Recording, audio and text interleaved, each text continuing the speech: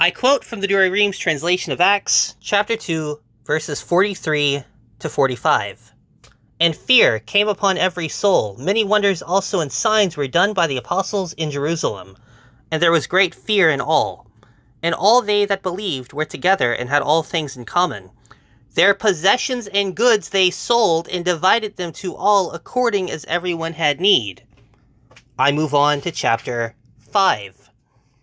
But a certain man named Ananias, with Sapphira his wife, sold a piece of land, and by fraud kept back a part of the price of the land, his wife being privy thereunto, and bringing a certain part of it laid it at the feet of the apostles.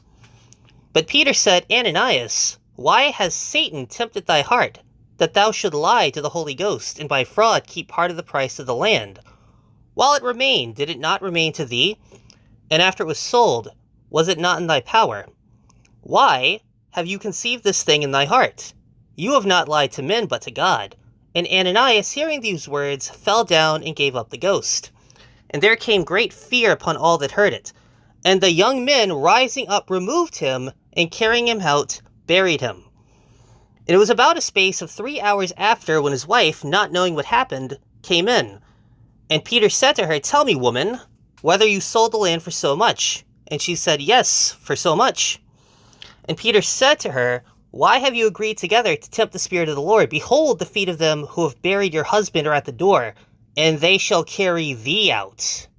Immediately she fell down before his feet and gave up the ghost. And the young men coming in found her dead, and carried her out, and buried her by her husband. And there came great fear upon the whole church, and upon all those that heard these things. I have a very simple question. If this story was about literally any other religious group, and this story was not in the Bible, what we have is this cult where everyone is living together in a commune. Peter is the one who's in charge of everybody's property. And when this couple, Ananias and Sapphira, fails to give him literally 100% of their assets, they wind up dead. If this were a story that was not out of the Bible, we know exactly what that looks like. And I suspect that it is exactly what it looks like.